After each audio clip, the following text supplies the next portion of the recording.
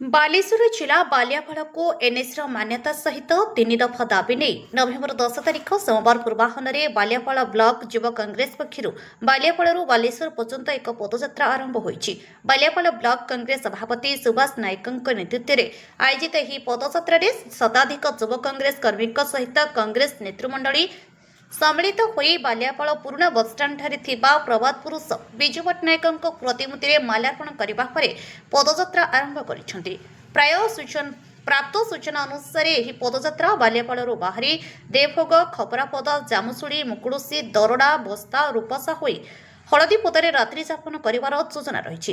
11 ତାରିଖ ମଙ୍ଗଳବାର ପୂର୍ବାହ୍ନରେ ହଳଦୀପଦାରୁ ପଦଯାତ୍ରା ବାହାରି ବାଲେଶ୍ୱର ଜିଲ୍ଲାପାଳଙ୍କ କାର୍ଯ୍ୟାଳୟରେ ପହଞ୍ଚିବ ବୋଲି ଜଣାଯାଇଛି।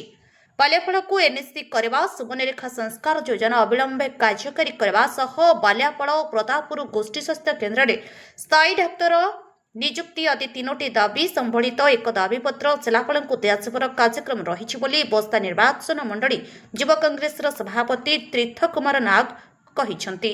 ବାଲିଆପାଳ ପଞ୍ଚାୟତ ସମିତିର ଅଧ୍ୟକ୍ଷା ରଞ୍ଜିତା ନାୟକ, ବସ୍ତା ନିର୍ବାଚନ ମଣ୍ଡଳୀର ବିଧାୟକ ପ୍ରାର୍ଥୀ ବିଜୟ ନାୟକ, ବରିଷ୍ଠ କଂଗ୍ରେସ ନେତା ତଥା ଭିଟାମାଟି ସୁରକ୍ଷା ମଞ୍ଚର ଆବାହକ ଅରୁଣ ଜେନା, ପୂର୍ବତନ ସରପଞ୍ଚ ମୁରଲୀ ମୋହନ ସାହୁ, ମଧୁସୂଦନ ବାରିକ, ନରହରି ଜେନା, ସରପଞ୍ଚ ଜଗନ୍ନାଥ ବିଶ୍ୱାଳଙ୍କ ସହିତ ବହୁ ବରିଷ୍ଠ କଂଗ୍ରେସ ନେତା ସମାବେଶରେ ହିଁ ଯୋଗଦେଇ ପଦଯାତ୍ରାର ଶୁଭ ଉଦ୍ଘାଟନ କରିଥିଲେ। କଂଗ୍ରେସ ନେତା ରବି ନାରାୟଣ ମହାନ୍ତି, ଜିଲ୍ଲା ପରିଷଦ ସଦସ୍ୟ ବାବାଜୀ ଦେହୁରୀ, ପ୍ରଶାନ୍ତ ଦାସ, ଶେଖ ଅବଦୁଲ ରେହମାନ, ପ୍ରମୋଦ ବାରିକଙ୍କ ସହିତ ବହୁ କଂଗ୍ରେସ ନେତାଙ୍କ ପରିଚାଳନାରେ ପଦଯାତ୍ରା ବାଲିଆପାଳରୁ ପ୍ରସ୍ଥାନ କରିଛି। ବାଲିଆପାଳରୁ କବିତା ଗିରିଙ୍କ ରିପୋର୍ଟ, ଅପରାହ୍ନ ଲାଇଭ୍।